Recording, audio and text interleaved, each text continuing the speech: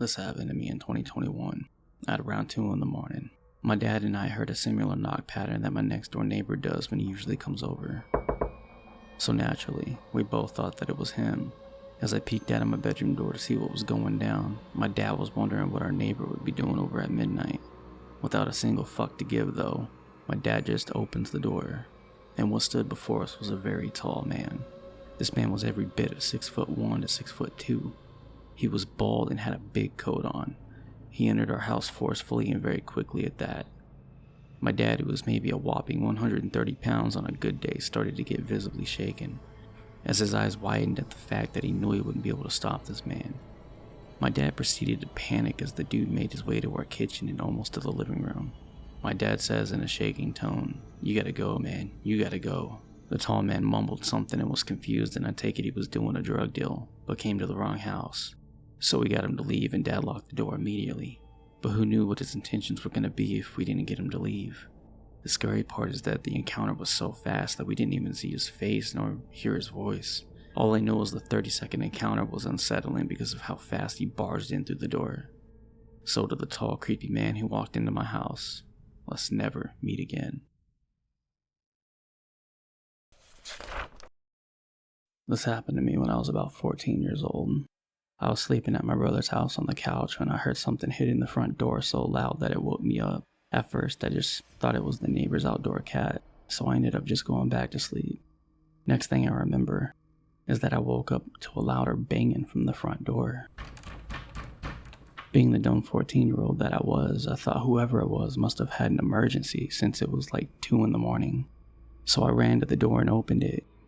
Someone was standing in the doorway. He swung a long rifle at me. It had some type of cloth wrapped around the butt of the stock.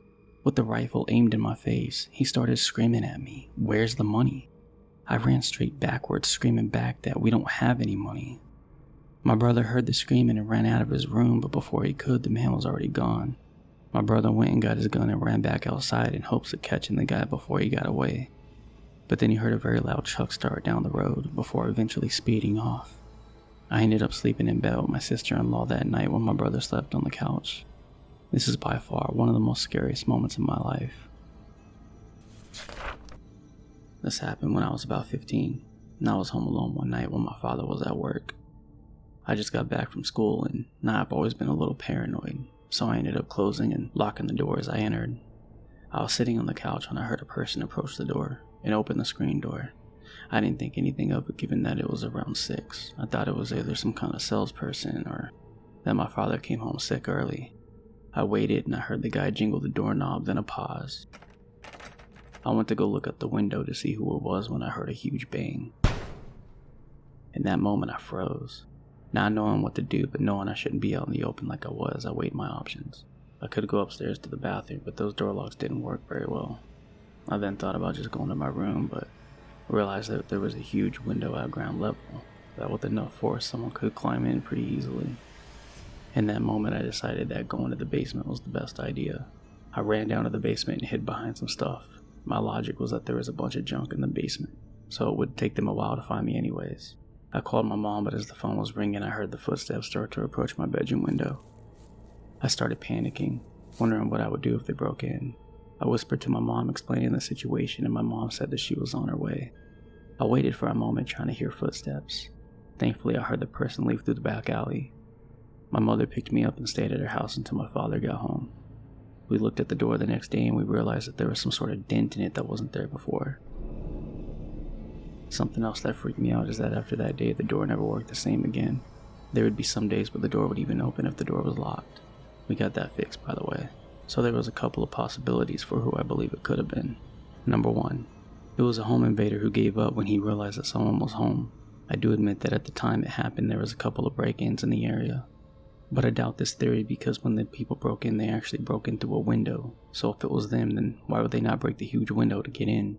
Number 2, which is what my parents believe, is that it was one of the people my neighbor invited over, sometimes to drink and party.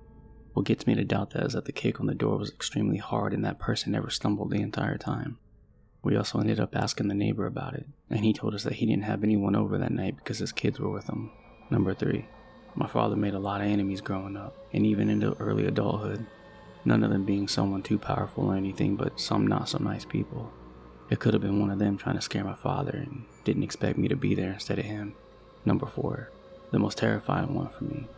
A couple years prior to the incident, I got a no contact order against someone. Not going to go into the reasoning, but he wasn't allowed to be near me at any time. Well, the day that it happened was the day after the no contact order ran out. That guy wouldn't have been opposed to doing that, given that throughout the entire ordeal to get a no contact order, he would actively try to scare me and my family without ever actually breaking the law. It might not be the scariest story, but every time I think about it, it just gives me creeps. Like, who was it outside my door that day? And what would have happened if I didn't lock the door that night?